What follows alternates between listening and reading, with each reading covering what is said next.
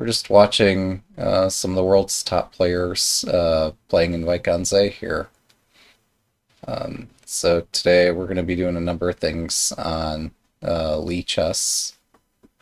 My goal isn't to promote Lee chess here, but I do very much enjoy gaming. I enjoy making games, and yeah, of course, promote the charity, the Video Game History Foundation, which I'm sure you've heard plenty about. But yeah, I'm glad to help out.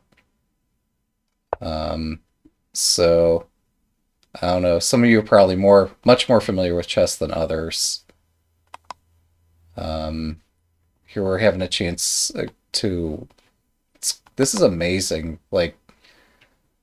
Um, I've helped as a volunteer developer of the site for about a decade here, and as a chess expert who's played in national and international tournaments, I've provided some of my feedback along with everybody else who provides their feedback about how they design the site and add features to it. And it's just a wonder that this site is able to pull so many different things together.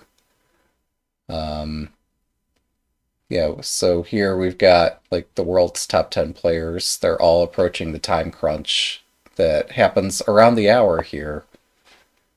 Like you can see, here's a move list of live games being played in Vaikanze.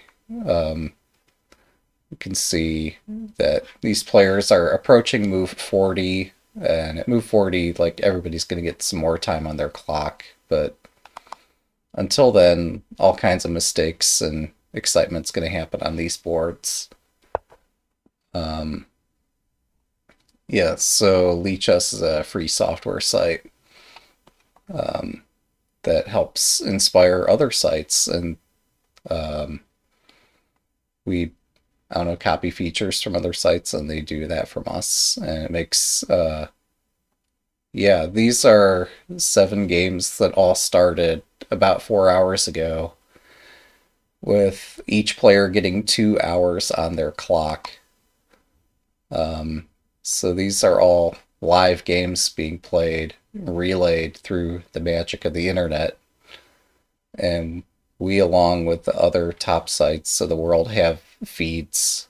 Uh, we've got engine evaluations of each game here, so like a casual spectator can get some sense of what's going on here.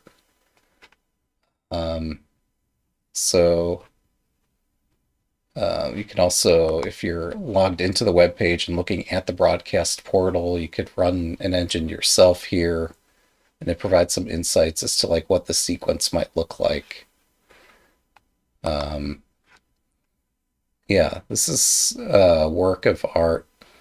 The site, Lichess, has forever been a passion project of its lead developer, who was experimenting with new web technologies, and just the player base was so excited about this project that they continued sponsoring its development. But yeah, this is where you go if you want to play the world's fastest games. I'm not the world's fastest player, but I've played again nationally and even in some internationally rated events. I've done some coaching. Uh, yeah, I've won some state tournaments, so it's been pretty exciting. Um, yeah, but I guess this portal here. Oh, this guy's clock. He's got like 25 seconds to make one move until move 40. What's he gonna do? Yeah, yeah. Some people have been fortunate. Okay, so he made move 40. He gets a bonus time of 30 minutes, and everybody else in here is going to be going in a similar situation here. So I'm just going to keep flipping through these boards. But in a minute, we'll get to like the basic chess rules and tutorials and show off everything that the site has to offer. One of the more fun things that we're going to be looking at is alternate game rules. So what could happen if you could add the pieces back after you take them off the board? Um, Maybe that'd be more fun to watch. Yeah. I just find it amazing. Like, we've got a feed for this live match between all these top players, but if you're not, like, not in the know, I get it. It's a bit tricky to follow this stuff. Um,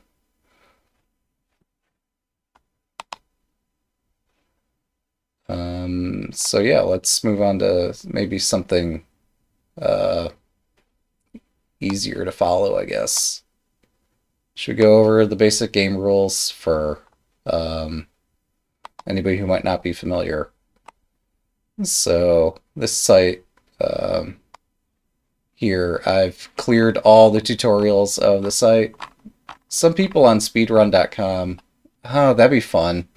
We've only got so many variants here, but that's a fun one. I always liked it. Some people have made a speedrun.com category of just like learn chess. And so, yeah, let's first learn, like, here's the king. So king moves like one space at a time. It's pretty familiar. So I'm just, I don't know, really excited to show off learning things together. And then you can go, like, look at how the other pieces move, like the rook, where it goes in straight lines here, right? And yeah, they've used this to help teach chess around, oh goodness. Wait, there's a sequence here. Yeah, so I can go up and down and left and right, and you can get points for having nailed this the fastest.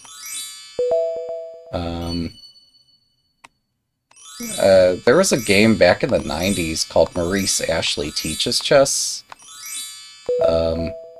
I think I found it on the Internet Archive, but I assume the Video Game History Foundation also catalogs PC games.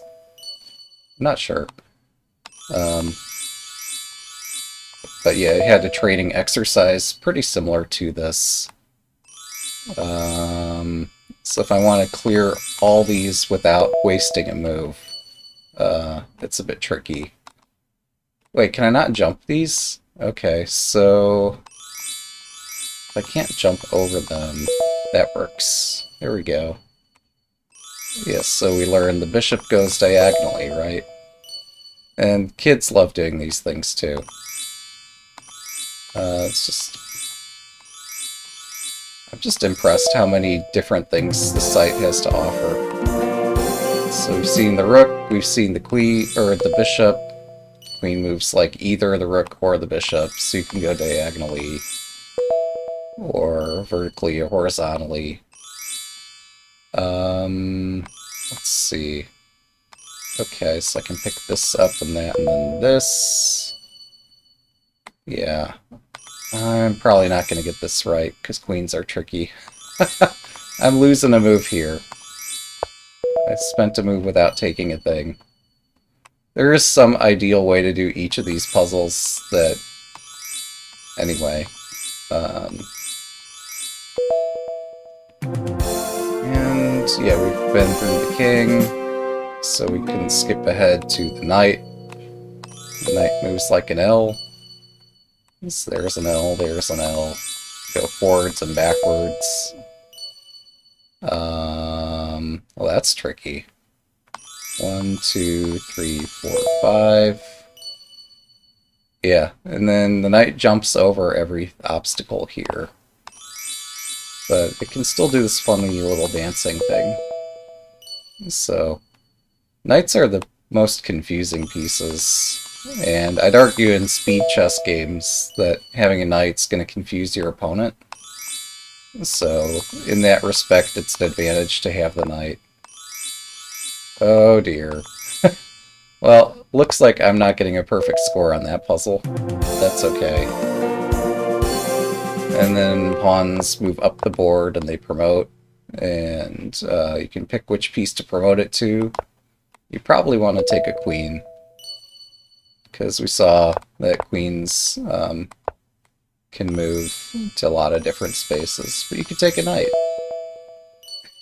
Right? Yeah, this tutorial used to be so minimal. people could clear this in like a couple minutes, but we just kept adding more content to it. I don't know what the best clear time now is. So yeah, pawns work in tandem pretty well.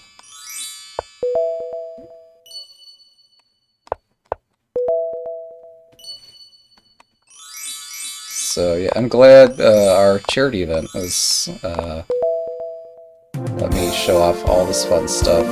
I like education, I like all this stuff, so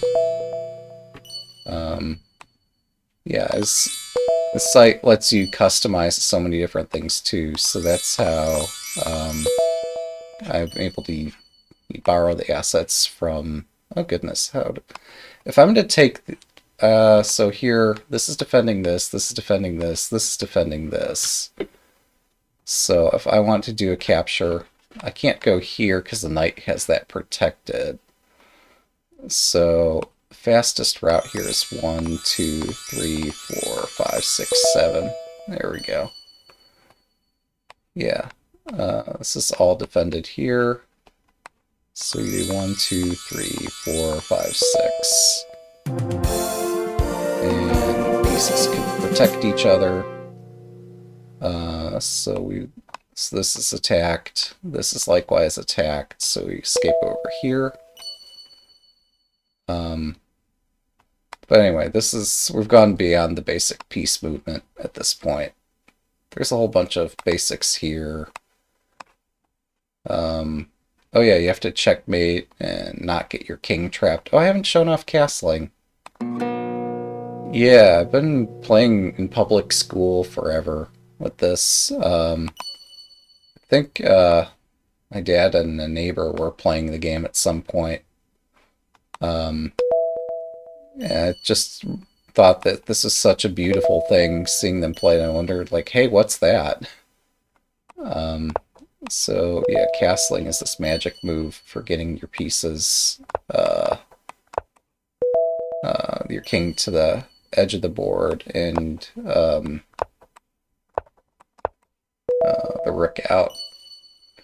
Yeah, but I've had the fortune of being in such a populous state that there is an abundance of places I could go to play the game, which is not super common for this sport. Oh, nice. Yeah, I remember there was also an old game. Oh no, yeah, NES Battle Chess is just like the computer game, isn't it? Yeah, that's quite fun. Yeah, I think a number of games along the way helped inspire my continuation of learning things. Oh, then we have this fun little exercise. Let's try this out.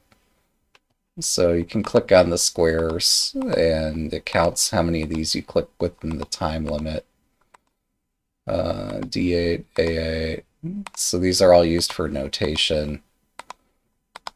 And people who are faster can set their own records on the site. There's no global leaderboard. There is a funny video on YouTube of somebody using a script to like get 1,000 of these clicked within a minute. I learned it in preschool. I used to play with the teachers. That's really kind of them to volunteer their time like that. I remember when I was in public school, they allowed me to play. We were able to borrow chess sets and either bring them to the lunchroom, or in some cases we were even able to go to the library as long as we didn't make a ruckus about it. So we either have the choice of having lunch in an extremely loud and crowded room, which was exciting for everybody, or could have a change of pace and practice in a quieter space and teach more people how to play this game. Okay, Did I not start a timer? That's funny. Either that or I've got some style in the site that's breaking this. Let's see. Um, oh yeah. Yeah, this like everything that I use to run my overlay here is free software in some respect. So uh, it's amazing all the things that are out here. I am not even keeping up with all of it, but like here, somebody took some of the data from our relays of puzzles that have been played or games that have been played in the last month. Um, so these are some puzzles that showed up or could have showed up in actual games. Um, yeah, what was going on in this one? I forget. This is like some super brilliant combination. Was this it? No. Oh, cool. Um, and if I'm stumped, I can get a hint. I have mate in 1.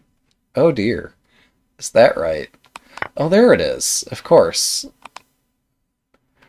Um, so yeah, they've made puzzle packs out of positions from the recent event. So here, Black's king is boxed in, and Black either has to block the check or whatever, and then White can play Queen F7. Um,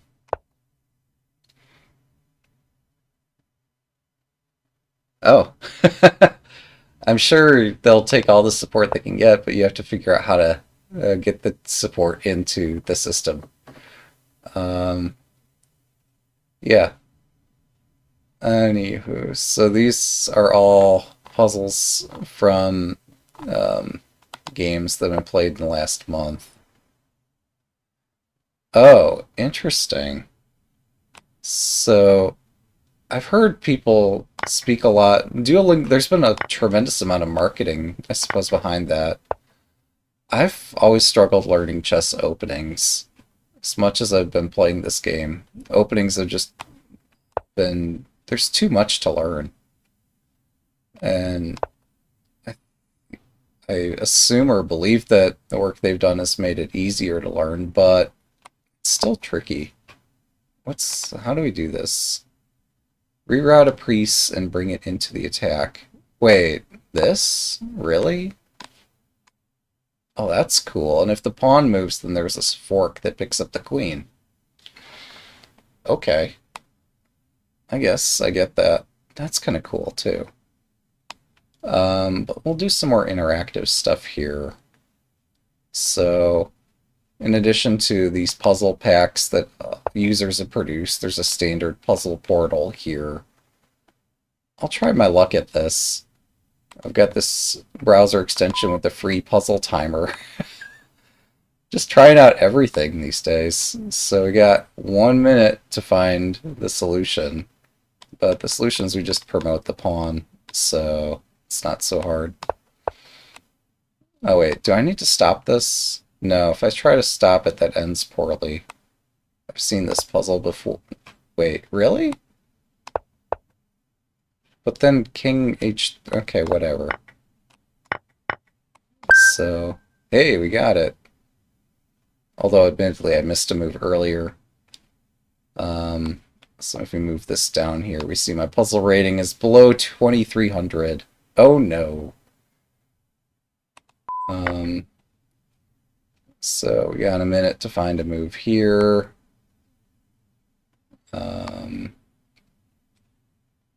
Let's see. Wait, is the goal just to win the queen?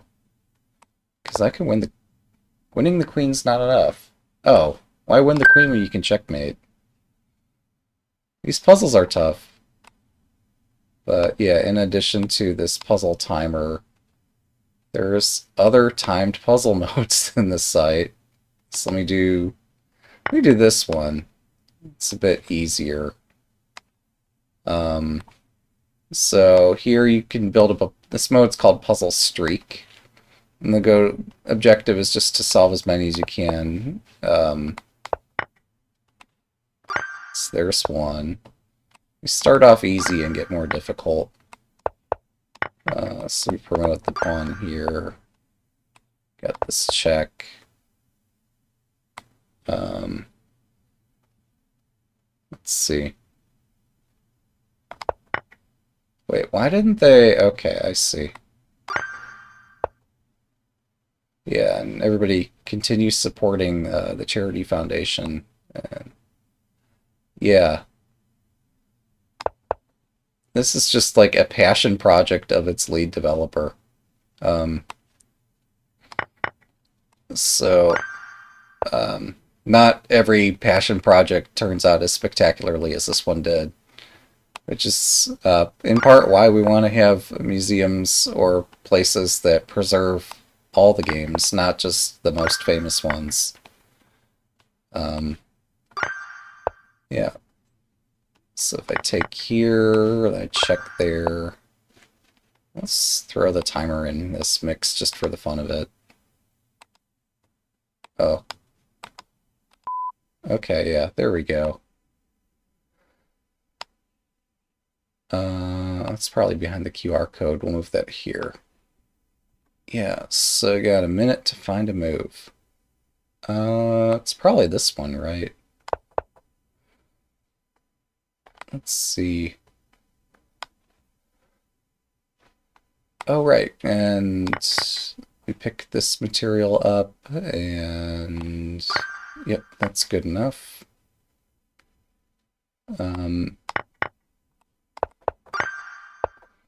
Then here, what's it here? Later on, we'll get into some of how I got first involved with the development of this site. And other chess-related stuff, like other variants, which are pretty fun too. Oh, that's funny. The timer got confused because I'm doing a different puzzle mode here. Oh well. Can I... Okay, so... Oh, if I check... That's tricky. Wait, no, I want to win the queen. That's the point of this. So these just progressively get more challenging. It's the idea behind Puzzle Streak. Wait, how's this? This is not checkmate. Am I supposed to just exchange and pick up the pawn, or do I have something better? Oh, of course, I win the rook. Okay, yeah, that's good enough. Then here we checkmate. So many of these are checkmates. So let's see. I'm gonna enable voice controls on the site. So this downloads a voice processing pack.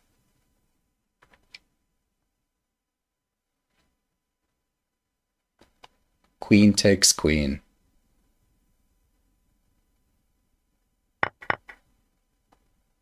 King d7.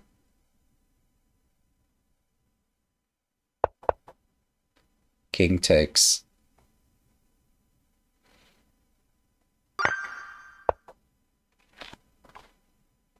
Yeah, it's just, I'm just blown away by like what developers can do in collaboration together. Yeah, I don't know how to solve this here. I'd like to pick up this pawn. That'd be pretty cool. Is the bishop trapped? That's a trapped bishop. So we just win the bishop.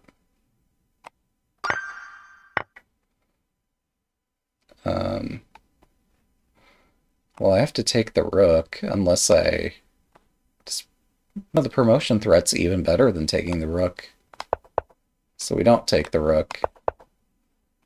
And that's why...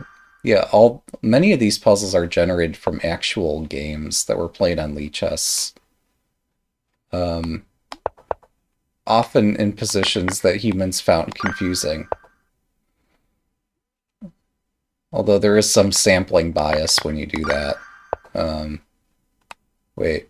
Okay, I was about to move the queen to try to checkmate. But no, this is check and that's mate. How many are we gonna get? I wonder. I could take, no, that's futile. If I take the rook, wait, if I take this, it's good enough, right? Yeah, white's up a piece. And then here, yeah,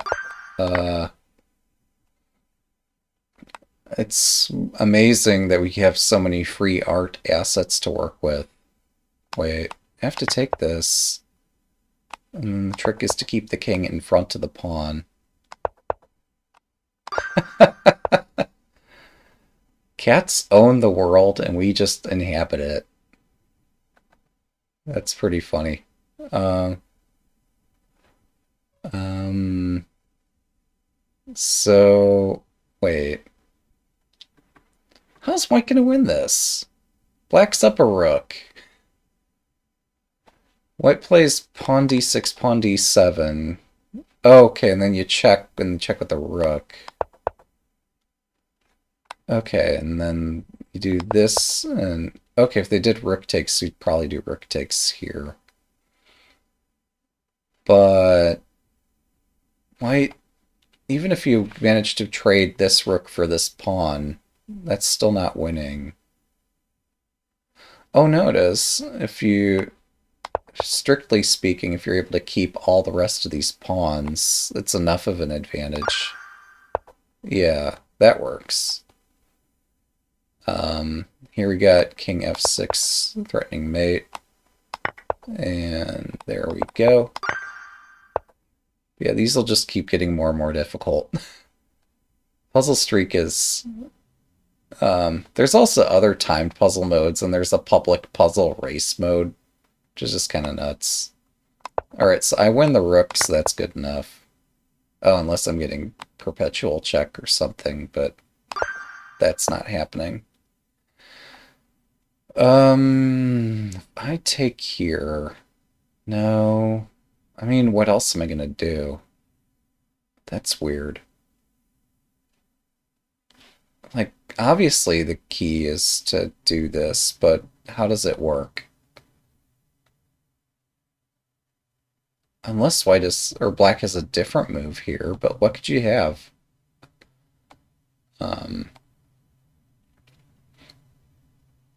Yeah, so, that's actually, it varies by puzzle. So some of these will say on them, oh, there used to be puzzle tags and categories here.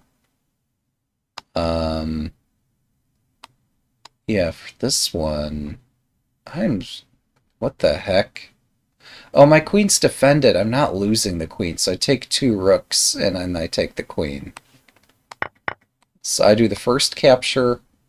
Wait, my rook's hanging. But your knight's hanging, so this is good enough. Okay, there we go. Yeah, for me, as I start to get around puzzle 30, that's when things start to get tricky. And like every 5 puzzles, they step up the difficulty. So it's not going to be long before I mess up here.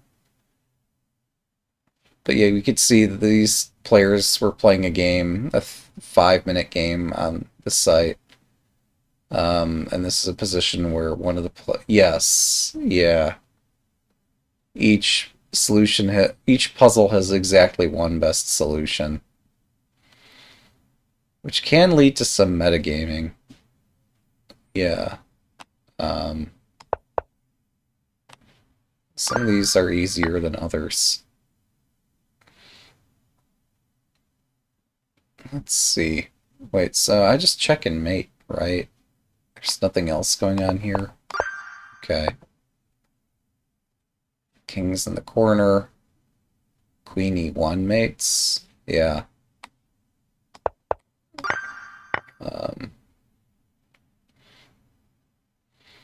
But yeah, players, after they play a game, can request engine analysis of the entire game. And our site remembers the evaluations from the games. And it's able to use them to generate puzzle sets like this. Wait. Yeah, so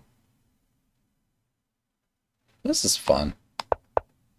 So we exchange the bishop for the pawn, but then our pawn promotes. Good enough.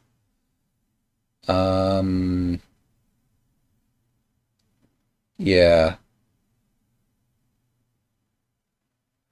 Again, I think like it'd be amazing to see every game get the level of attention that this game's gotten.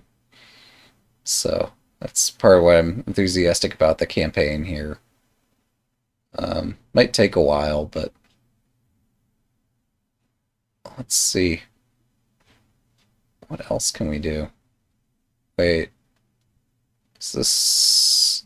No, if I go there, they exchange queens. No, but that wins. Winning moves are good enough. Exchange queens, so there's not a perpetual check.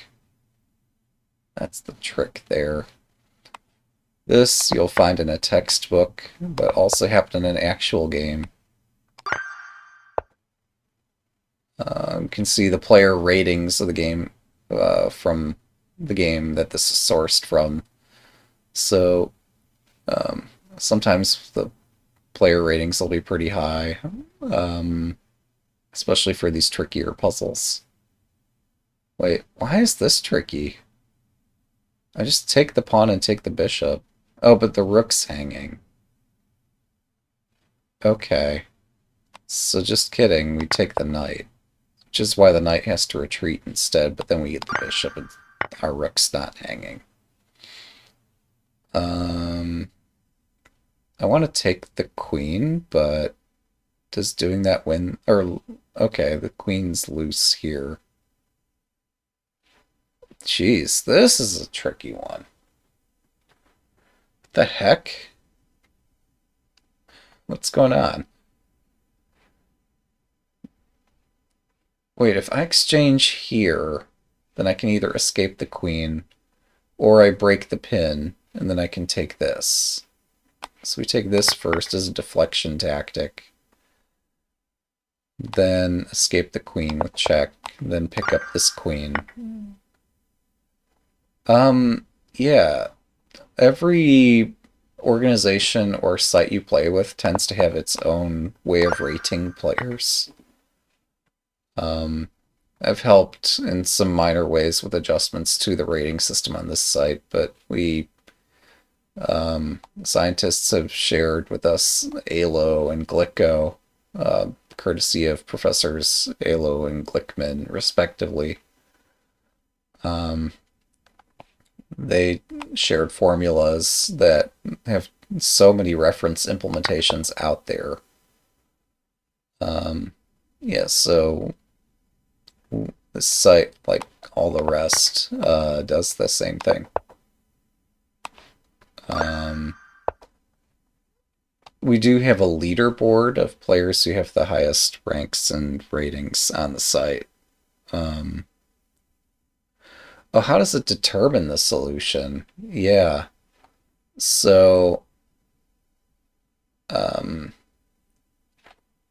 yeah, there's a threshold and a cutoff, and the solutions on these sites terminate. Sometimes it feels prematurely, but oh, I failed one. There we go. So I thought this check would be okay, and then I'd pick up the queen, or if that the rook took the knight, that I'd get to take this in the corner, but I missed that the bishop was covering that.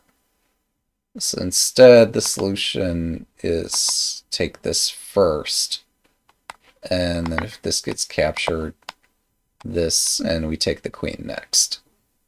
So that's the idea.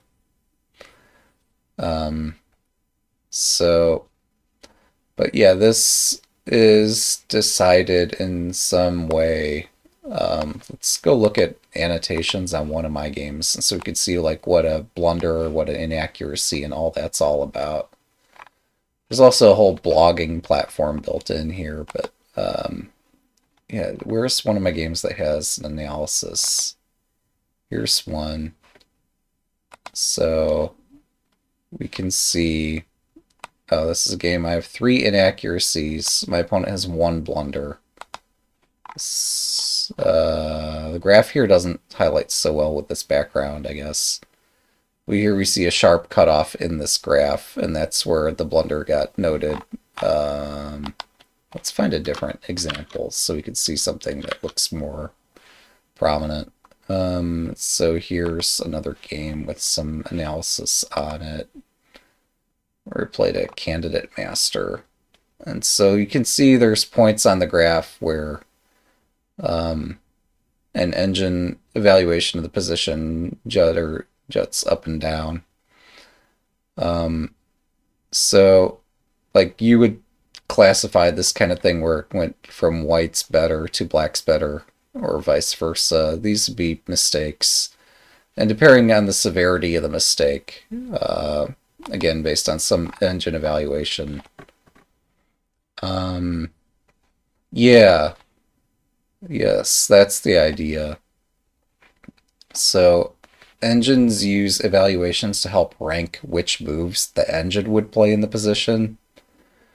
These have been used for debugging purposes for decades, and people have gotten to a point where they've got so accustomed at looking at like numbers and variations next to each other that people have some feeling of like what this number means. And so this has led to some consternation among engine developers as to like what the numbers should actually mean to humans, not just being used for debugging purposes. So here with best play, it's even, but if black makes a small mistake, then this engine regards the evaluation of this position as 1.4. But no, these numbers existed originally for debugging purposes only. But then developers had to try to also make them useful to the masses of people using these engines that were constantly providing feedback about how to improve the engine software.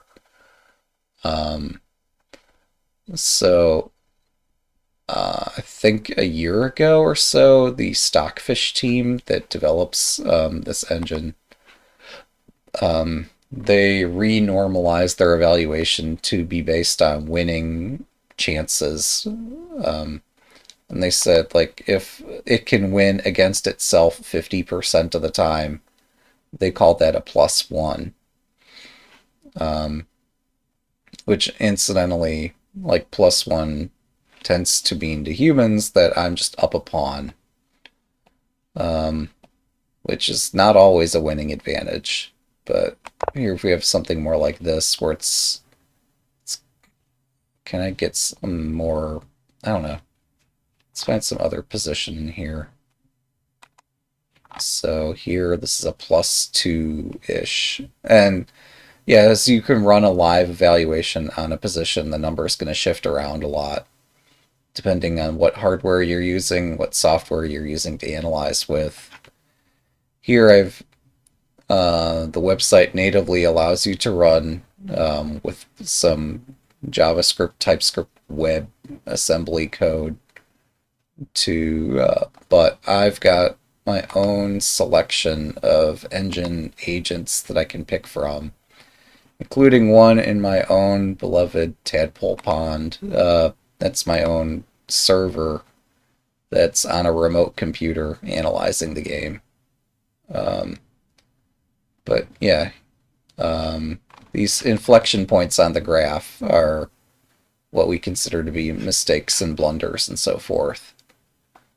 At one point before the engine developer renormalized their evaluation, I submitted a patch to the site to normalize the evaluations on behalf of that engine, so we could have better feedback as to like what's an inaccuracy versus what's a blunder. And this was able to highlight more minor errors as blunders, so that like players, many players have this, I don't know, how deep do we want to go into statistics at some point? Oh, I should also show off, like, you can watch live games, so the top players on the site who have the highest ratings. Yeah. Um,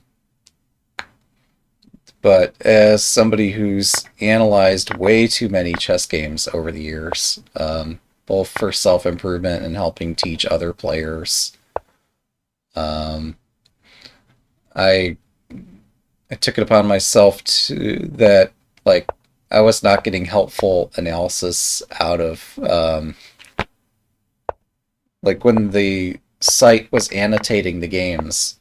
Yes, it would note some blunders and some mistakes, but it was not providing anywhere near enough feedback for somebody who regularly plays in tournaments. So I tweaked the formula that was used to annotate the games, that's also used to generate the puzzles. And yeah, it's been a great collaboration with this site.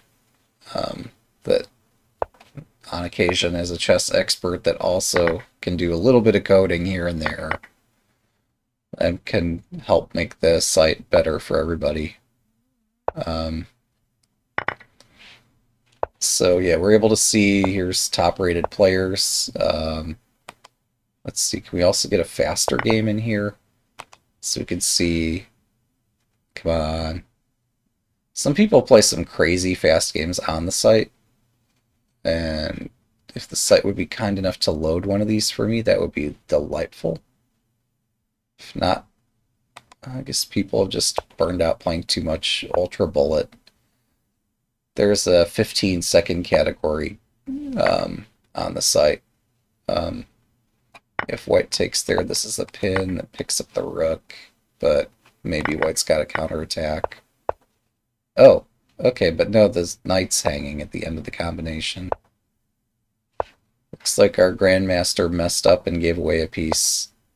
Yes, that's the correct reaction. 15 seconds for all of your moves for the entire game. It's crazy. Absolutely nuts. And is anybody playing it? Alright, show us another game. Yeah, it's wild. So they didn't even make it to move 40. Here's another one. Go, go, go, go, go, go. Yeah.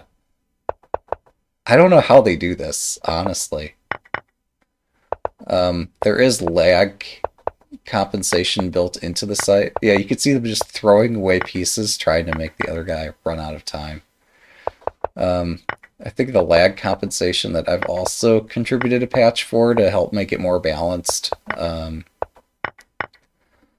It allows people to make moves faster than you can in real life, I guess. And a win by checkmate. When does that happen? Yeah. So, it's some people on a different chess server had a hobby of like waiting until both players have 5 seconds remaining on their clock and then they try to play the game. Oh, interesting. I don't think we have anything quite like that. There had been discussion of controller support for perhaps accessibility is the wrong word, but ease of play. But one thing that has been a concern is like if we made it easier for people to script playing agents, then people are just going to load up an engine and wire it to the script. Or however you say that, that like if there's too many ways of being able to input a move, then some people are going to use that to cheat. So, yeah, we haven't gone out of our way to try to produce stuff like that.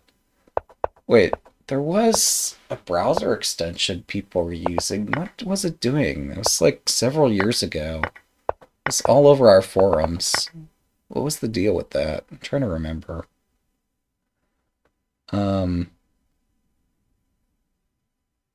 Yeah, there was something that made it somehow slightly easier to make moves, or I'm trying to remember.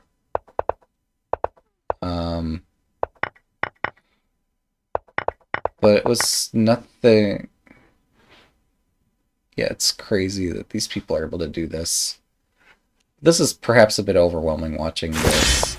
Oh, yeah, also if you play in tournaments, there's a button you can press to get an extra point in the tournament standings. You just have your time halved at the beginning of the game. So this is not a 15-second game. This is a like 8-second game here,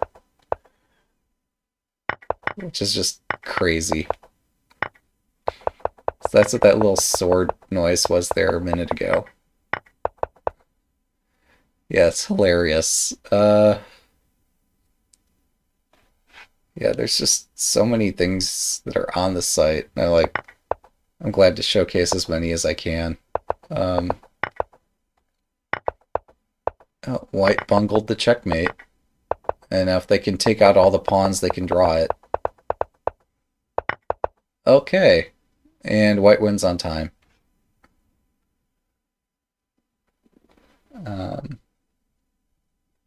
Oh, there's the weekly Ultra Bullet arena going on. That's why people are playing this. Yeah.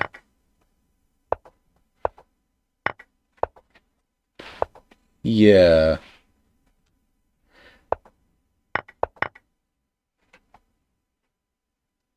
There's a lot of ways to detect players who are cheating. Although it is always an arms race, and in this decade, we're not at a point where the arms race has been lost yet. At some point, much to the consternation of people who have been playing this game online for decades on various sites, there's going to be a point where the arms race is lost, where AI is just everywhere. And then that leads to a question of like, okay, what am I playing against here? Is it a human? Is it a bot? And do I even care? It's my contention that like players have ratings on the site. You can see like this guy's 2111, this is 2259. And there's different ratings per like based for Ultra Bullet versus other speeds. So yeah, there's anyway, my contention was that people, as long as they think they're playing a human, at some point that's going to be good enough. And there's just not going to be enough interest in people running things that look human that aren't. Or at least they're, yeah.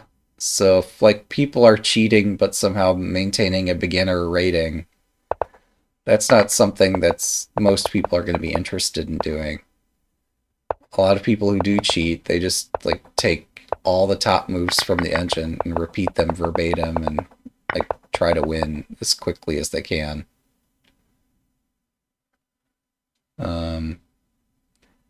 Yeah, let's see. When everybody's using bots online, let's see. Yeah, the arms race is never going to end, honestly. But as long as people are enjoying playing and studying and learning together, then in most situations that's fine. This creates, you might have heard of the lawsuits. There's some suits a bit back where top player, former cheater, played in a real life tournament, did not cheat at the tournament, and beat the world's #1 player. And there's a whole bunch of fallout from that. But yeah, with online prize events, those are the ones that are most contentious, because those are the hardest to adjudicate. Yeah, players would go cheat online. A lot of players, there's lots of chess players in the world, and so online people can cheat, but then they can still play in real life events because they are under different jurisdictions or whatever. Yes, this is the explanation he gave, is that he wants to play strong opponents online, so he from time to time would use some assistance, and sites want to have good players on the site, right? You can't just like say no to really strong players. And a lot of players have broken the rules over from time to time. Yeah, it's a wild west out there. Um, but no, players might say, I'm just cheating to test if your site detects the cheaters, and there's just a lot of paranoia out there. It's unfortunate. Um, but yeah, I like the question that came up a minute ago. What about chess variants? Like, could we make one that AIs can't beat us at? Um, so let's show off. Like, here's one of the variants of the site. Um, so here's one where if you make a capture, there's an explosion that happens and removes pieces in the vicinity of the explosion. So like here, this is taken and the queen's removed. And yeah, there's just, you can do a lot of crazy stuff customizing the rules of the game. There's one of these that is a custom game rule. If you just get your king in the middle, you win as an alternate win condition.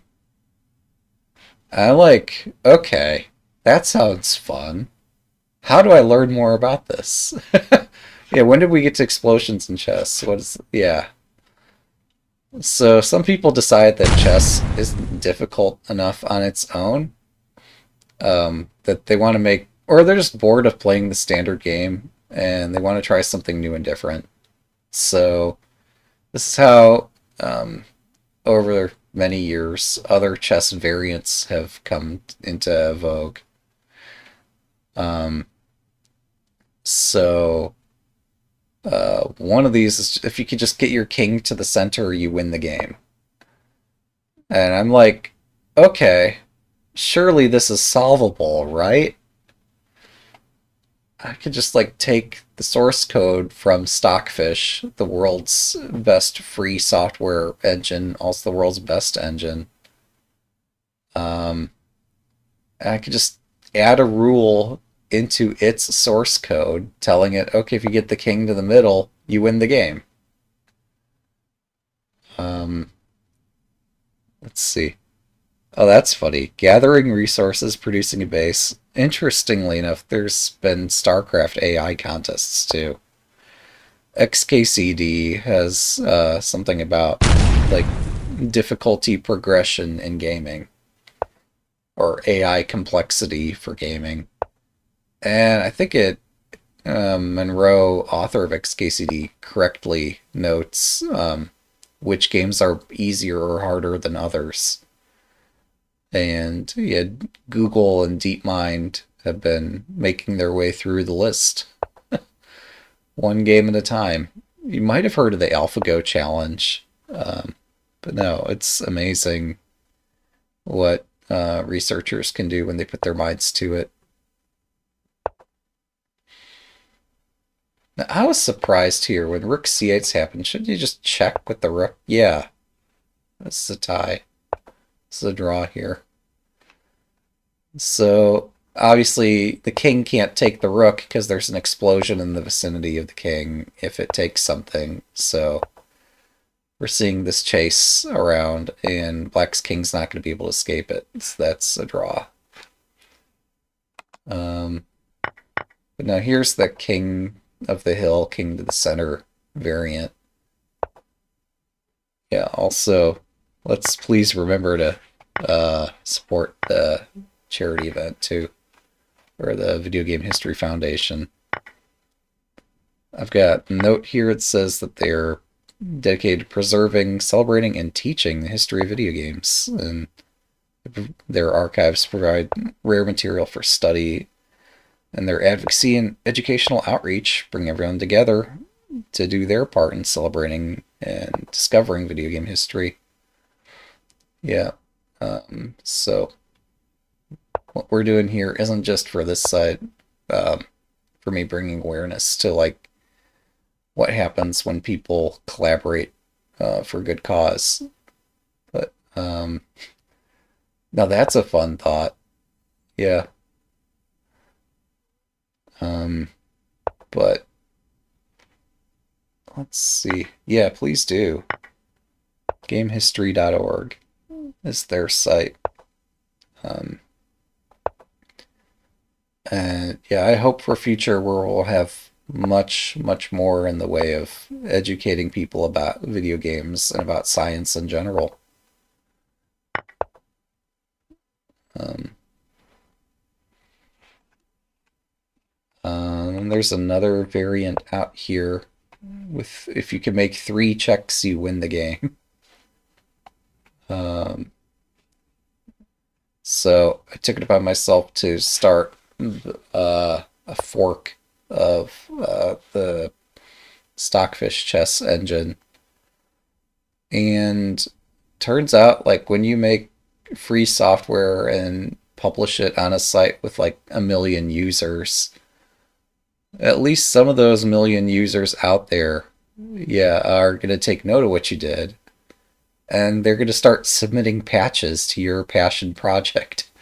It's like, I started making an engine to try to address some of these chess variants. There's one, yeah, since this is stalling a bit, let's take another look. So here's one where the king's not royal and captures are forced.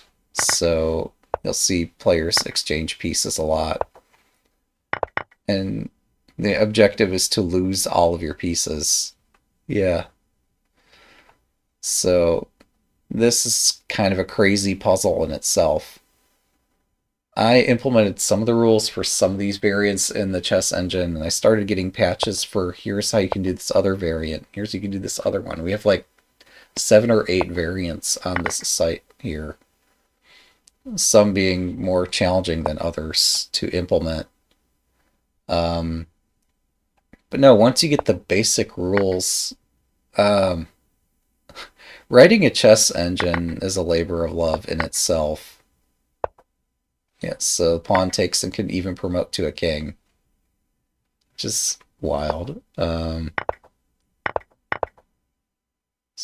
yeah, super hexagon and hex cells.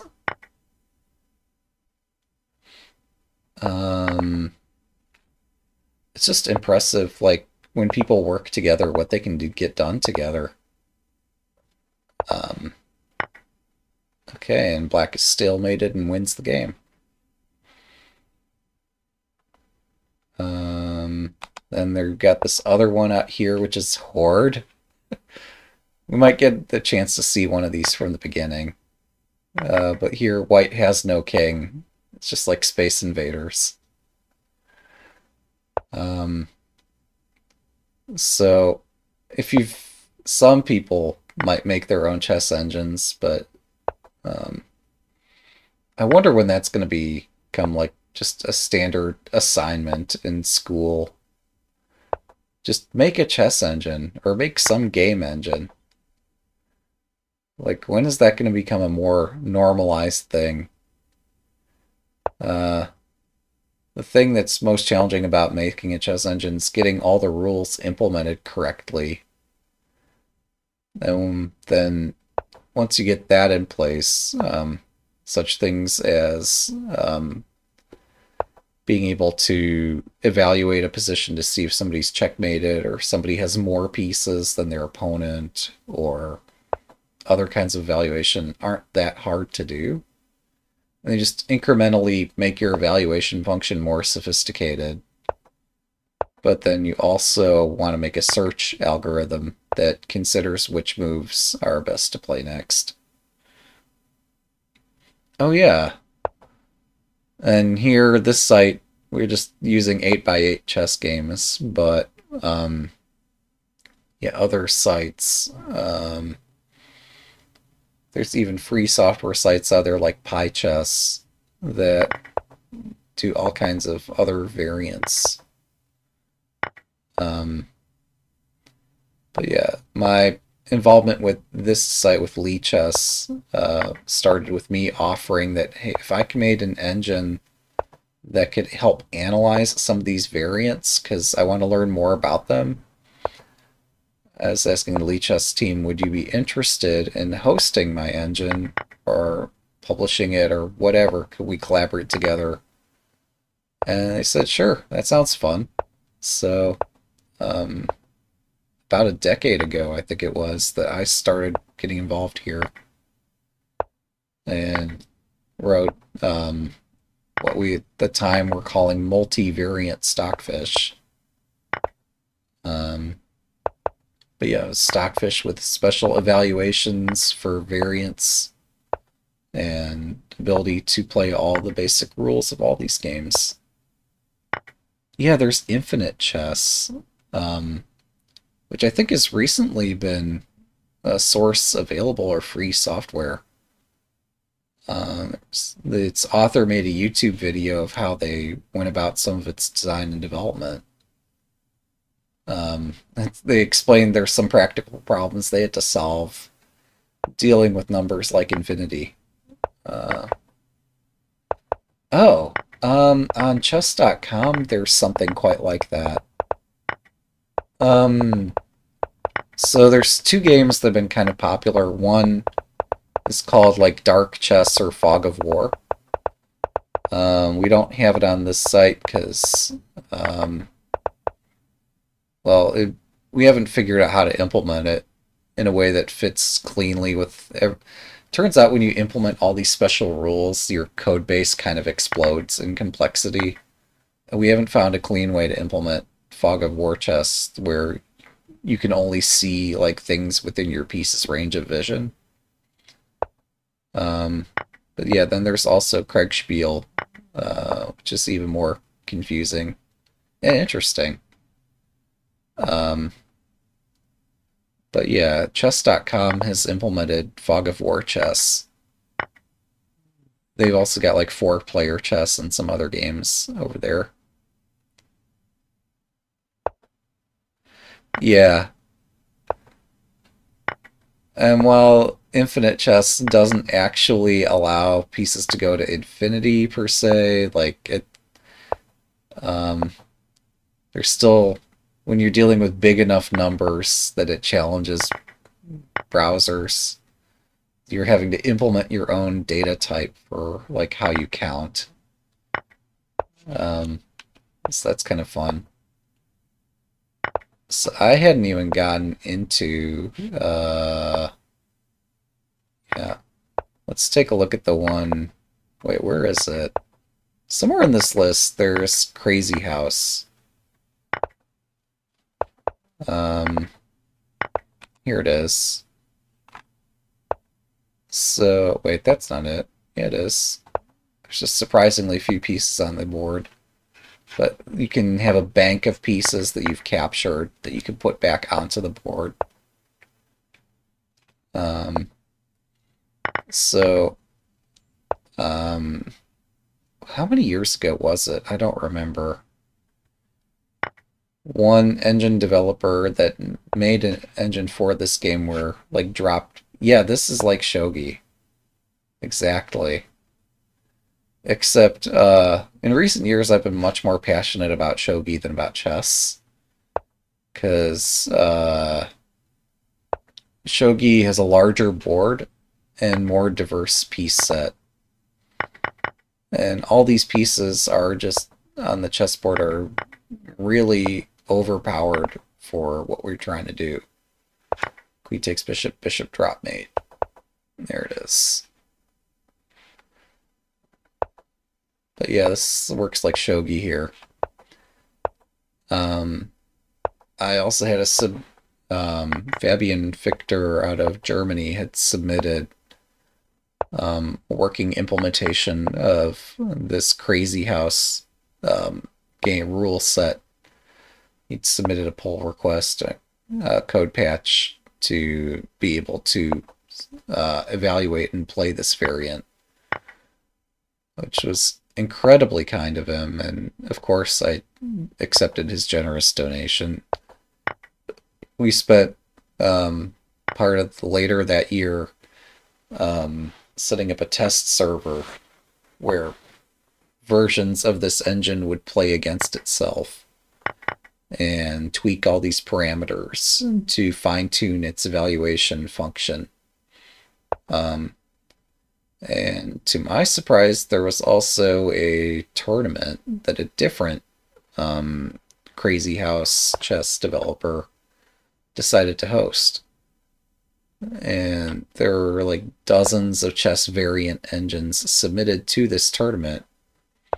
And somebody asked a question on our issue tracker, like, hey, are you going to submit your engine to play in this? I'm like, well, okay. I just learned about this event, but sure, that sounds fun. So that gave us a few weeks to tweak parameters and make sure that the time allotment for our engine was not moving too fast or too slow. We took a careful look at the time function. Let's see. I'm sure there's a site where they do that. We haven't gotten to that here. But no, there's definitely cylinder chess you'll find in literature. Yeah, there's a lot of books out there with chess puzzles for other rule sets. We just don't happen to have that implemented here. It'd be fun to get the Infinite Chess Guy to like implement some of those other things too, but he's probably busy. But yeah, I submitted our engine to play and compete in this chess engine championship for Crazy House. Having only a few weeks to tweak all the parameters, and turns out we won the contest, which was absolutely wild because like people have been working on these engines for many years, and here the dark horse Stockfish enters the tournament. I'm like, oh, well, that's news. Guess we won. But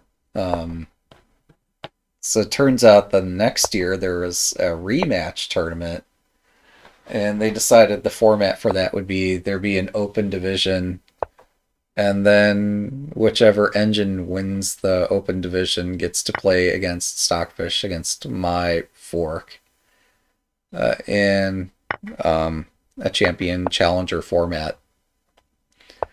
And so, like, I think it was best of 20 or something in that final section. So you could bet that, like, we redoubled our efforts to try to make the engine as strong as possible. Yeah, it was wild. I was, like, I didn't know what to expect. I'm like, okay, so I started from the Stockfish code base. We tried something novel, but having the months through the year, let's see. Yeah, there's some sites where you could play with custom game rules too, with custom pieces, but this ain't one of them. It sounds fun though. Yeah, I think, like, yeah, I think we're gonna see more and more and more things like that over time as we let scientists do more fun things. So, as much as this event here is about me just showing off this site and having fun, like, more exciting to me is the notion that, like, we're supporting a charity, and as people learn more about these games, they'll be more inspired to do their own creative efforts too. We could see who knows what in the future. But yeah, so we yeah we redoubled our efforts for that second year. Oh yeah, the site here, there's a lot of 2D and 3D sets to pick among here. I just happen to pick one that I think looks best for purposes of this, but I think I should also show off like the 2D, what this looks like on the site. So let me switch this over, because most people do actually play this with the 2D perspective. I think I've got a walnut board installed because that looks kind of beautiful too. So this is how most people generally... Actually, yes. So we've got all kinds of fun contributions on the sites. Like, you got this. We've got a lot of fun contributions. We have this for kids. We've got the geometric set. But yeah, no, we got ASCII pieces too. We got it all. You also got piece blind mode. So if you just like think that chess is too easy for some reason, yeah, you can like use other pieces. But yeah, we've gotten so many contributions over the years. But this is how people over the years have been accustomed to looking at games. They're not so used to looking at the 3D perspective, although I think it helps as somebody who's played real life events. So Black's piece bank here is empty. And White's probably going to start dropping pieces. Like, they're threatening knight takes and some kind of mate in short order, so Black has to mate here. Black's like 500 points higher rated. What happened? How are they losing this?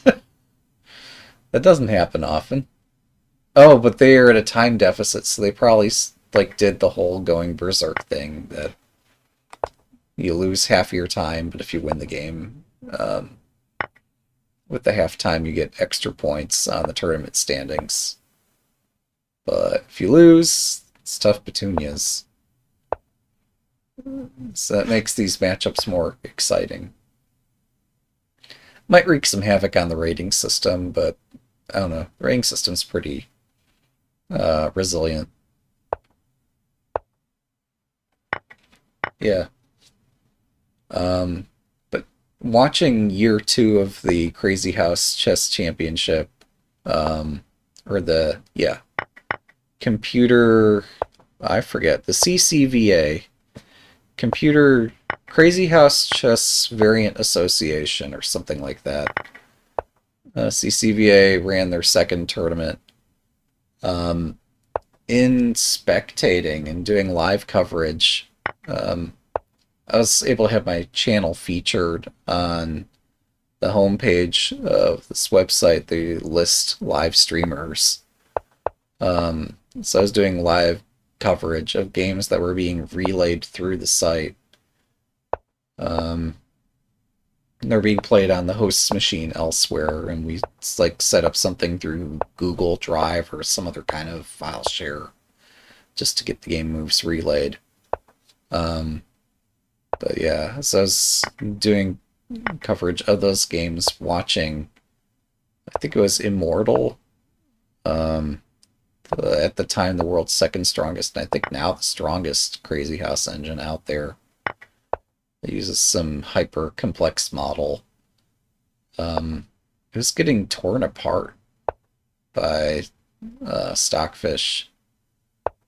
I'd seen tactical combinations in Crazy House that were just like beyond anything through all of my chess and all my Crazy House and other variants experience. I'd never seen combinations like the ones I saw that day. Like, oh, wow, these pieces. Turns out, like, when you start the game, there's 64 squares. Each player has 8 pawns, so, like, there's 16 pawns in total. And then there's 16 other pieces. So you're dealing with a board that's, like, half filled. And the pieces that are filling the board, also many of them are promoting. But the pieces filling the board, like, can span the entire board in many cases. Awesome, so we got some support. You can see what that was. I unfortunately cannot, but yeah, our purpose here is indeed to support the charity. So, yeah, I'm just relaying many stories of things that happened over the years. But and seeing just engines playing such incredible combinations, we got a better appreciation of just how the pieces move. And oh, wonderful. Um, and then I started turning my attention to shogi, and I'm like, okay, maybe this is something easier for humans. Um, because, yeah, these chess combinations, or these pieces, like, a knight can hit like 8 spaces at once. A bishop can span an entire diagonal cutting across the board. Um, if you have a board where like half the squares are filled in and all the pieces can span most of the length of the board, turns out you can do way more tactics than any human can keep track of. There was a grandmaster, U.S. champion, Yasser Seirawan, who frequently played against our engine. Um, we could check on what's the last time he played it. Let's see. Oops, yeah. So here they've played 14,000 games on the site. Of those, 6,000 of them were Crazy House. Yeah. Oops. So, yeah, we could see they played many Crazy House games against other humans. But I can filter this. Let's find games that they played against. Where is it going to be? Opponent computer search. All right, a couple years ago, they were playing against level 7 of this AI here. Yeah, yeah. Bongo Cat's been around for a while, but this visual L2D or however it's implemented, it's free software. You can actually find this a rigging for this through GitHub. It's so compelling. I'm not one for putting my own face on this stream, but it's really cute seeing see the cat do it. So here, let's see. If I'm... Who is playing white? Oh, okay, Yasser's playing white here. And wins by checkmate. So... Yeah, this was played a couple years ago. We see how white's eliminated a lot of threatening pieces in this vicinity. And it's putting... I don't know. I can't easily summarize what's going on here because this Crazy House is way too tactical for that. We're at, okay, so this pawn is defended, so white adds another attacker while defending their king. At some point, I'll also touch on the Maya project. We'll probably get to that next. So, oh, that's cool. So here, this black king is being strung out into the... You can see, we have the benefit of being able to see what Stockfish thinks of these positions. So like here, this starts to take a turn for an even worse than how it was doing here. So here, black, it's a tricky position. But exchanging pieces is just going to make things harder for black. But anyway, let's see the combination of how white managed to checkmate here. Because even though the game might be over our head, at least this much can make sense to us. But yeah, let's see.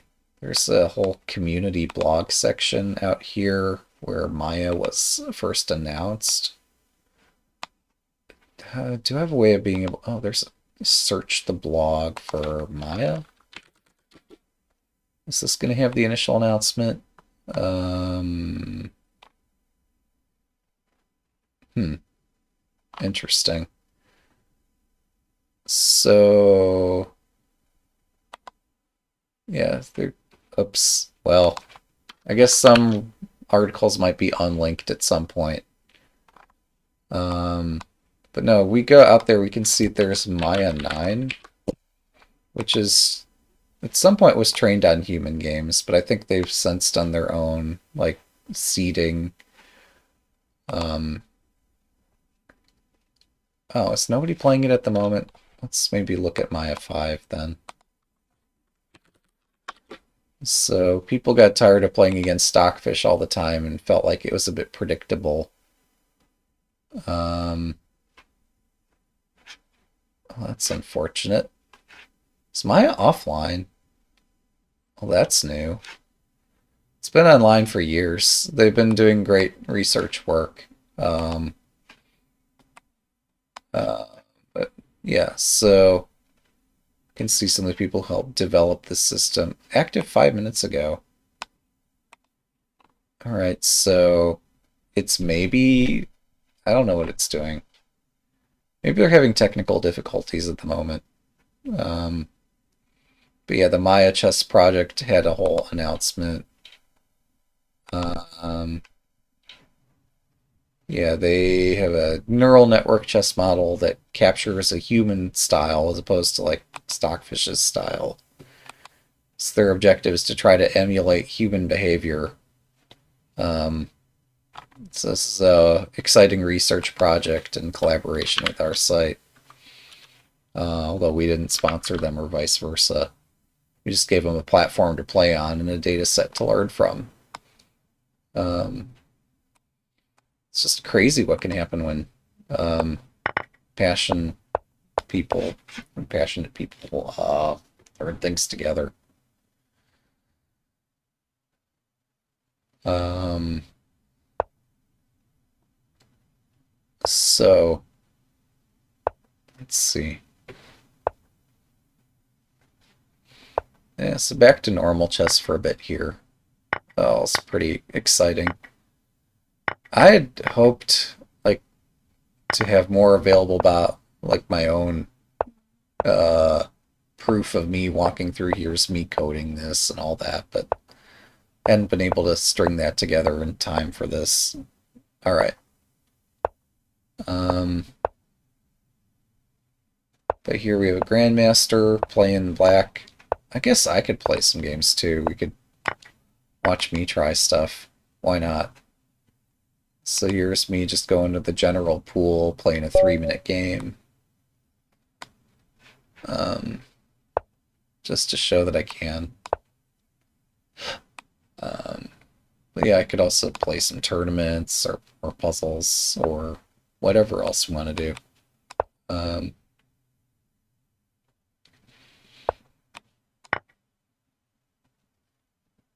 um, so this is the open Rui Lopez open or Berlin variation. Queens get traded. They play like knight g5 or something like that. I might get my rear end handed to me here. Yeah, this knight c3 is the main move. Rook d1's popular.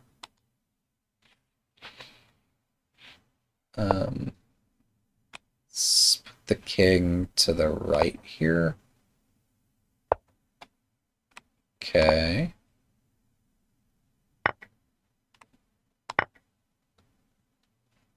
And see if I can survive. This might be tough.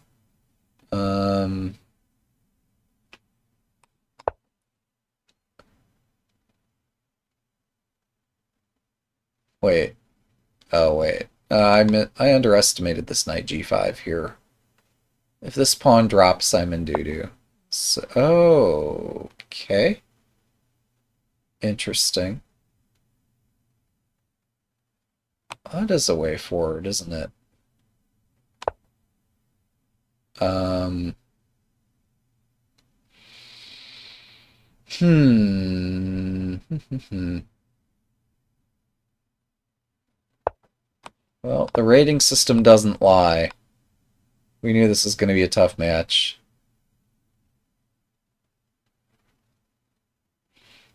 It's good that we have such an accurate rating system, though, because when you go to the pool on the lobby page, pick out a random opponent. Yeah. Yeah, Seek's been around here, this channel, for a bit. Um, they know that I'm mostly doing shogi these days, but today um, we're playing the more popular game. I used to do chess. It's like first, I wanted to do stuff with speed running, but um, realized that might not be my calling. But then I realized, oh wait, I actually play chess. I could live stream that instead. I'm sure people would enjoy it. Um, so that was my introduction to live streaming. Let's trade off here, and then I can pick off the E pawn.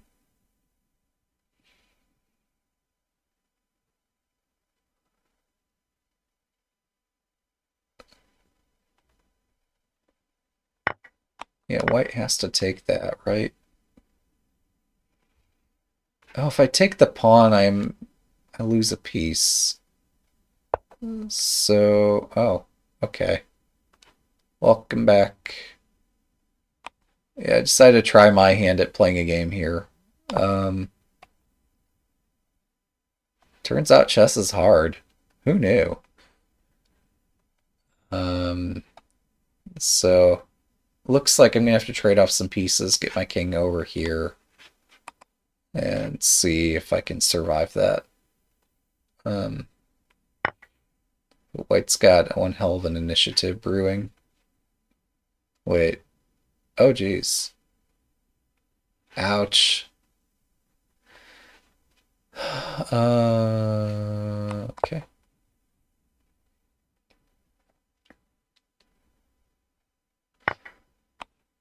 So earlier I was mentioning that a one pawn advantage is sometimes enough and sometimes not enough to win. It looks like white has two extra pawns here, but that's just because mine are doubled up over here. But, oh, wait. Can I pick up material here somehow?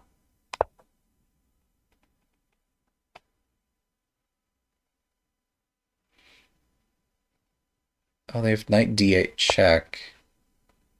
Yeah, so I'm going to step out of the check. And I've trapped their knight. I'm a genius. Or not. Do I take the pawn or do I take the knight? If I take the knight, I lose, so I probably take the pawn.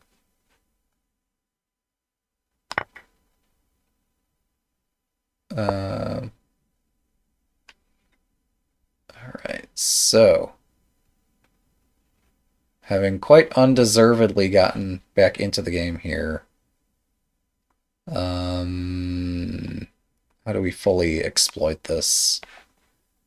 So now we put the rook up in their face, threatening to pick off all the pawns and maybe, if they're not paying attention, surround their king.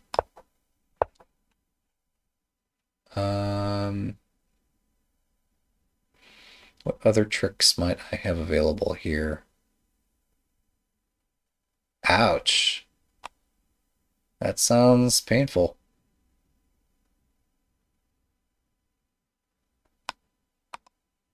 Um,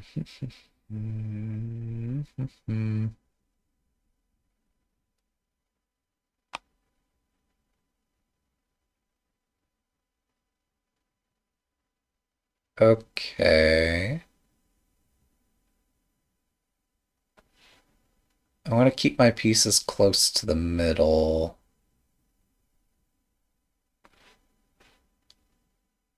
This is so tricky. Let's do this and pretend it's fine. Yeah, that's the problem. Um,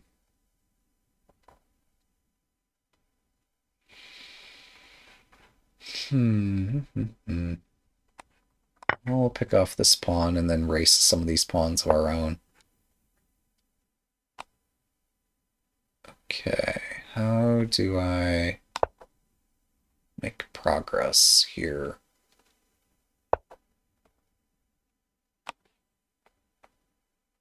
I could also repeat the position and survive with a draw, but where's the fun in that?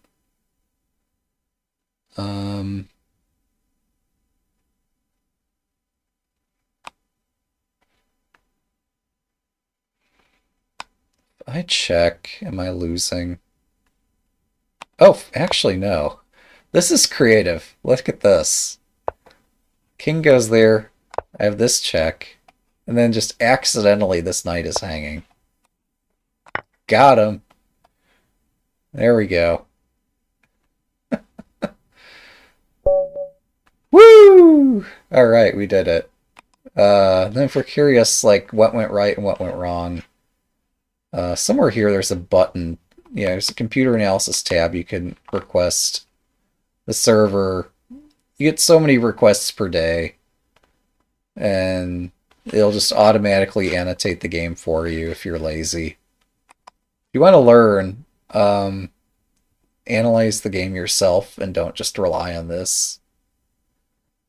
Oh no, yeah, that's so why they moved their king how they did when I checked them here. So yeah, you're asking, like, why did they walk into this fork, right? This is what had me stumped and thinking for, like, the past minute leading up to this. And it's good I did so many other puzzles. Like, why didn't they go this way? Right? Do we have thoughts from the audience as to, like, what would happen in this circumstance? It's not obvious at first. Yeah. Yeah. Yeah, you got it. You got it. So you have this other fork. So this is just kind of legendary that, just kind of accidental. Yeah. I'm sure, yeah, probably that works too. There might be more than one answer here. Chess positions almost always have more than one answer. Yeah, that's fine. We're all having fun here anyway. Knights are hard. Chess tactics are hard. We leave the stuff to the computers most of the time, but for some reason humans keep playing this game anyway.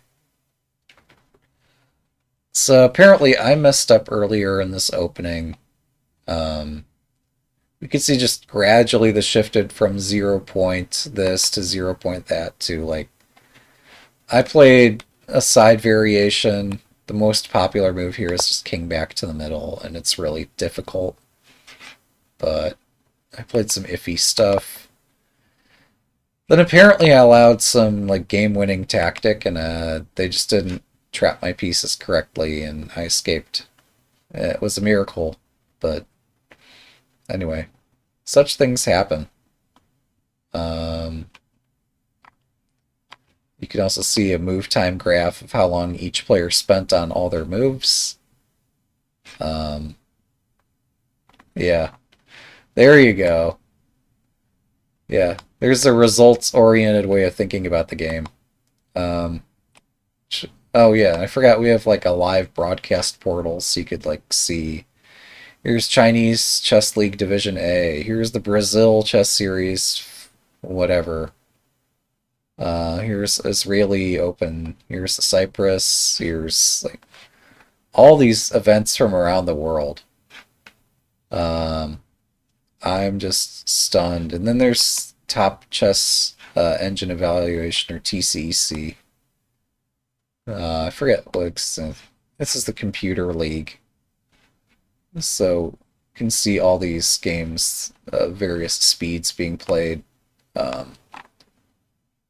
We've provided just protocols for people publishing their events online, and so many have been interested in putting them through this site. So anyway, yeah, our purpose is, again, just to promote the Video Game History Foundation. help raise funds and awareness for that. Even though that's separate from this site, and I'm not like pushing this site, I'm just saying like here's what can happen when scientists and passionate people come together and make great things happen. I'd like to see that happen for other folks too. So I made a browser user style that like looks up this opening position against a database and tells you the name of the opening. Um, it's my own secret sauce that I'm not allowed to publish. Yeah, yeah. This is yeah. Lee Chess is a great site. Um, so it's great that they've been so excited about collaborating with me over time. Um, so yeah, I'd like to see this level of excitement for every game out there. Um, chess and shogi and go and so forth. About half hour ago, I interrupted myself talking about AlphaGo and never got back to it. So um, you've probably heard of like the DeepMind Google AlphaGo challenge. Um, if not, yeah, it's what it sounds like. A team of researchers have been studying algorithms for planning and search and evaluation and things that are more tactical in nature. And there's several excellent documentaries about their research efforts. Um, that I forget if they drew upon inspiration from earlier papers and researchers too, maybe. That I don't recall, but um, regardless, they had first played against a European Go master.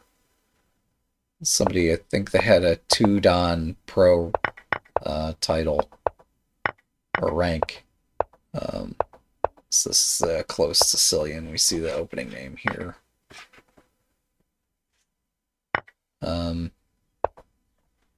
So after playing against that pro,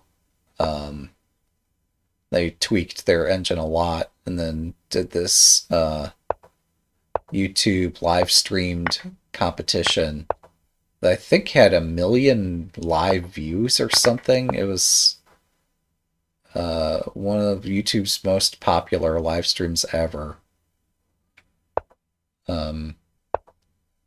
But people would tune in and watch like Go pros analyze games between the world's top human and the world's top engine. Are there still board games out there? So I think there are games, there are board games out there that like they just haven't implemented engines for. But over time, there are just better and better libraries. They're easier to use. Bishop b2. There we go. Black wins the rook, and that's that. So, yeah, there have been. I remember there were years ago, there was Arima, which was a game that was designed to be difficult for engines to analyze. Turns out, with enough passion and perhaps even sponsorship from research grants, I don't remember. Black fumbles at the finish line. That's unfortunate. So, yeah. Turns out if you have just enough power and enough hardware, enough time on machines, on CPUs and GPUs, it's kind of hard to make engines for that kind of stuff. years ago, somebody made some extension of this site where you could just flick the pieces across the board, kind of like what's the word for it? Like bowling.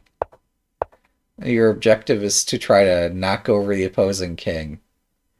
And somebody like made a physics extension that you just chuck your pieces at the opponent's pieces. Which I guess technically is a board game, but the pieces would not necessarily line up on. Yeah, it was just like Tabletop Simulator. So we made an extension, and I hosted this extension on my own private server and live streamed it, and we were able to play it together. It was wild. Uh, yeah, so your objective is to knock over the opposing king and knock it off the board or something. Uh, so I guess technically that would be a board game. Yeah, this was called like Flick Chess, or I think it was inspired by, or at least Magnus Carlsen was a fan of it at one point. I don't know how much of a fan, but yeah, somehow I think this Flick Chess also had the, what's the Norwegian name for the game? Knippe Jacques, KNIPPESJAAK or something. Which I guess technically is a board game, but more quantum in nature, I guess, because the pieces are in between the squares.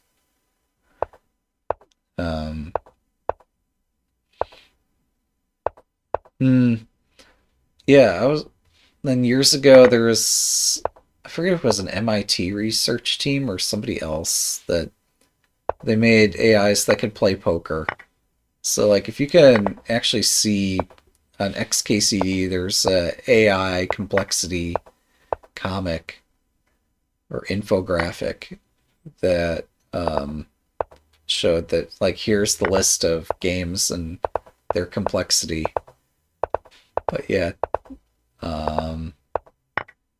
there is one funny video of Kramnik playing against a chess robot, and he took a pawn and like halfway moved it up a square, and then touched the clock, and the vision of the robot wasn't able to determine which square the pawn was on, so it didn't register that he had moved. It's pretty funny. This robot's done other horrendous things, but we don't need to get into that. But no, yeah.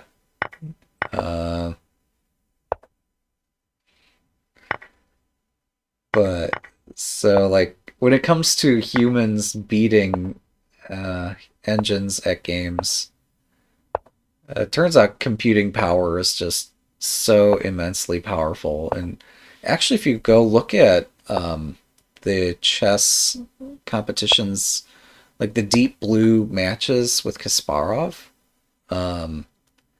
sure, the first time around. Oh yeah, I think that's it. Yeah, that sounds familiar. But yeah, if you look at Kasparov having played against Deep Blue, the first time it was outmatched hardware-wise. Like, chess engines were still kind of in their infancy.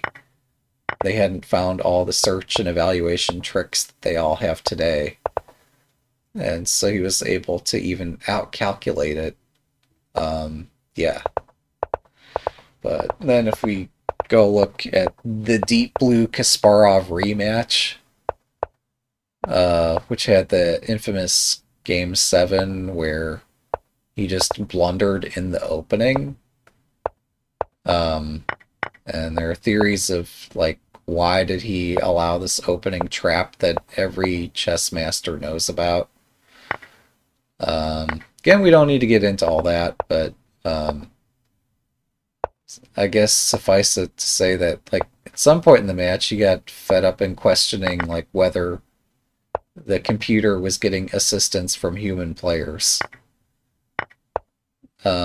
But if you actually read, there's a book behind Deep Blue by one of the code uh, developers, not the right word, like one of the engineers that helped make this Deep Blue rematch system so much stronger than the original. They were able to shine a light upon, like, here's all their research efforts and what they had to go through. Um, so they not only had a much stronger computer the next time around, but they've been doing specialized research with assistance from other chess masters to help them have the best data available. Um,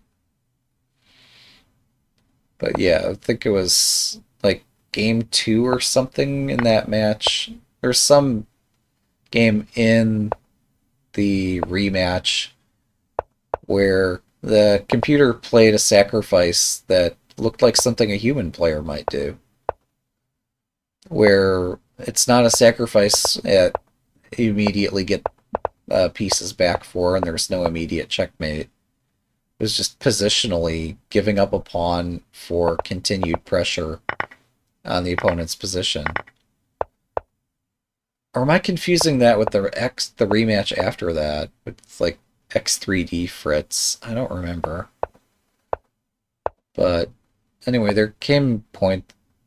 There's just been so much interest in chess research in general because it's the game that just has gone around the world, really.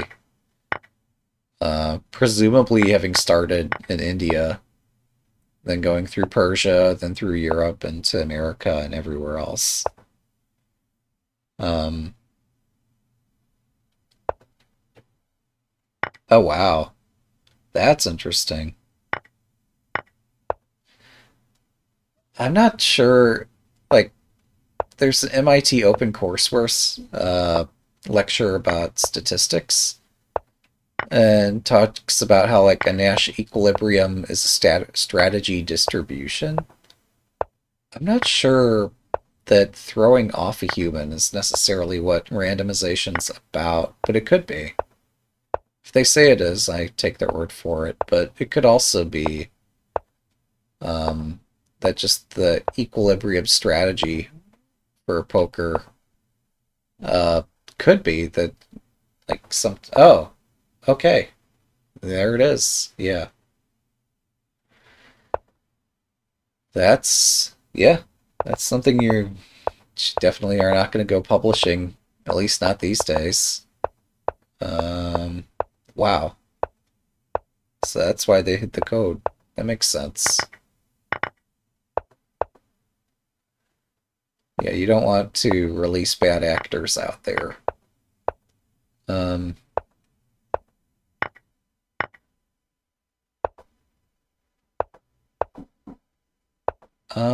oh, interesting. So yeah, chess engines are frequently supplied with opening books.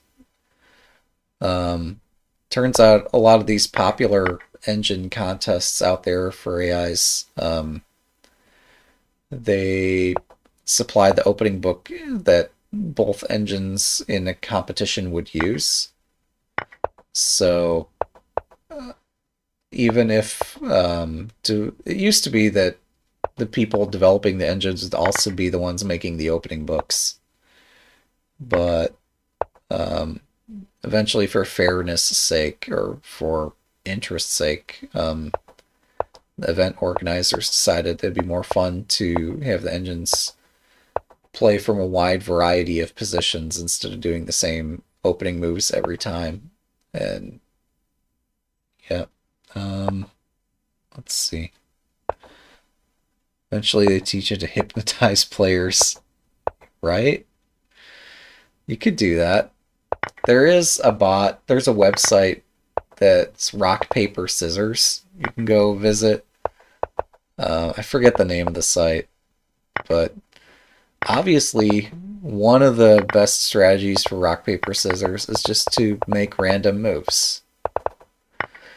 You can't do better than randomness in rock paper scissors, but there's a site out there you can play against an engine I think it doesn't cheat. I think it's honest, but it wins against human opponents. So there's fun stuff out there if you just look for it. Um, but yeah, I should again mention our charity that we're raising for, the Video Game History Foundation. So they preserve, celebrate, and teach the history of video games. And they have archives that preserve more rare material for the study and advocacy. And their advocacy and educational outreach helps people learn about video game history together. So that's what we're here for. That's what the Tiltify tracker is all about. Even if you don't donate during this session, we're going to soon enough right into other folks. We'll be going the rest of the day, I believe. And yeah, so that's what we're here for. Yeah, let's do our best.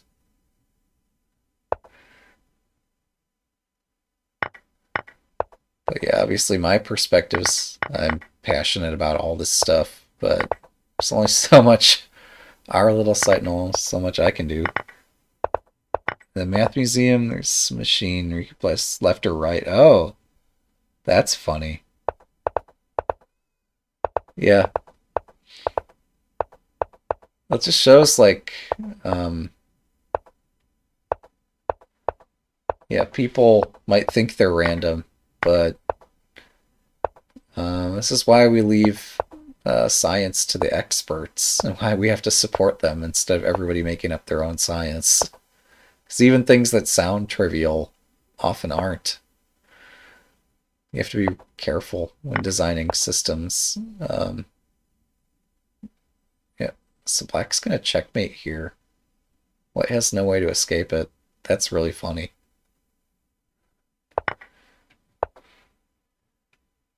Yeah. Yeah, I guess if you roll the die to make the choice for you, you probably should be 50-50. Although you might see ebbs and flows in the right, but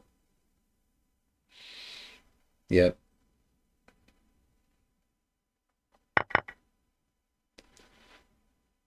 Mm.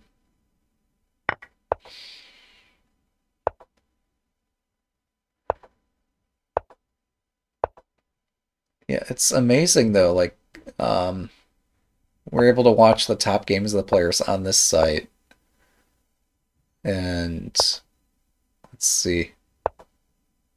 Uh, yeah, if you can crack the pseudo RNG, you could produce something better. Um, so, funny story about pseudo RNG versus secure RNG. Um,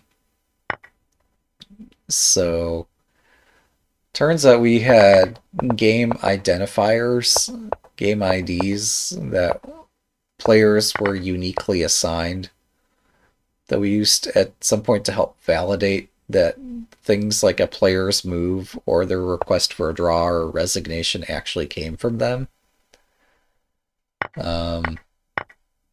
And we had been using just pseudo random number generation to produce those IDs. And we since switched to secure random generation to deal with an exploit where some hacker was resigning on behalf of some players. Took us a day or two to figure it out. Would have been nice if they gave us a heads up about it first, but yeah. So our code base, it's in Scala. It's a Java extension, or it's built using the Java virtual machine. But it used to be an academic language for functional programming that has actually found many practical uses and they've rewritten the language with Scala 3 to be easier to develop for and test for and so forth. Um, but they use our project, the Lichess codebase, to help test the stability of their compiler and development tools. Because there's just so freaking much code supporting this site. So when there's a bug, it's a fun exercise. Both us and the world's leading academic folks working on the language trying to figure out, okay, what's the bug? Of course, if we notice a bug and it's bad enough, we back out our changes in production. But oh,